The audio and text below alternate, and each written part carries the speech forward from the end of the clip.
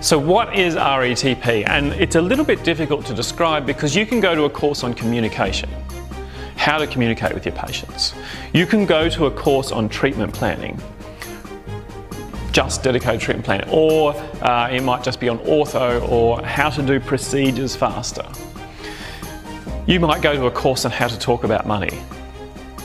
But when we're doing this with our patients in real life, we're not communicating and then we're treatment planning and then we're doing occlusion and then we're discussing money. That's not how dentistry works.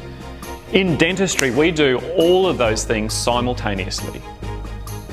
We're constantly talking to the patient about the cost of procedures, about how the treatment plan affects the cost, how the treatment plan affects their goals, how their goals affect their cost, whether we can meet their goals, do we need to compromise? We're doing this simultaneous juggling act all the time. And so I don't teach you communication or treatment planning or how to talk about money or how to do an examination in 5 minutes or 2 minutes or how to take a set of photos in a minute and a half.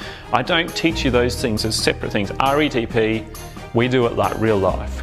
We do the whole lot at the same time. It means that it's harder to sell it to you because I can't just tell you this is how you make money, this is how you treatment plan better, this is how you communicate better.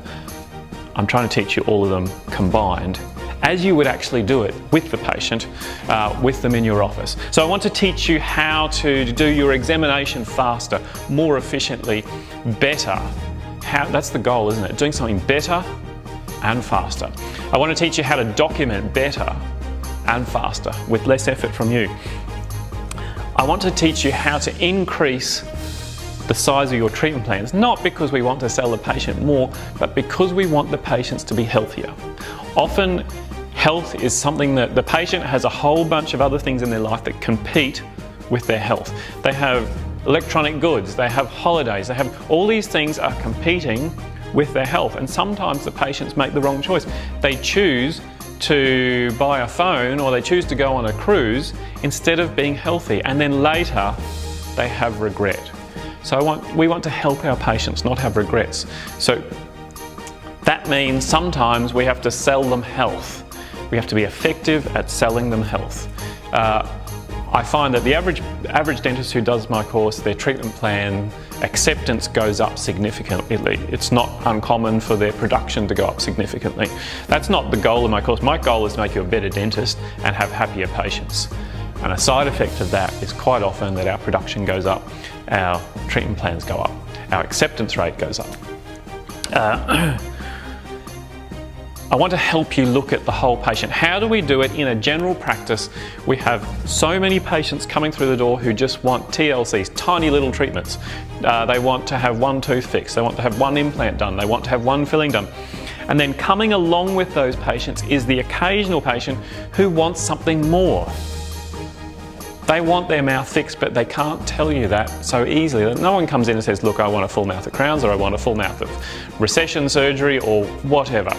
So how do we sort in the general practice from the flow of all the regular patients who want regular stuff, these 1 or 2 patients once a month or once a week or how often, who do want comprehensive care? See, that's a tricky balance. Some people think your practice is either full of big cases or it's full of small cases. I find that most people who do big cases also do lots of small cases. The big cases are like the cherry and the rest is the cake, okay?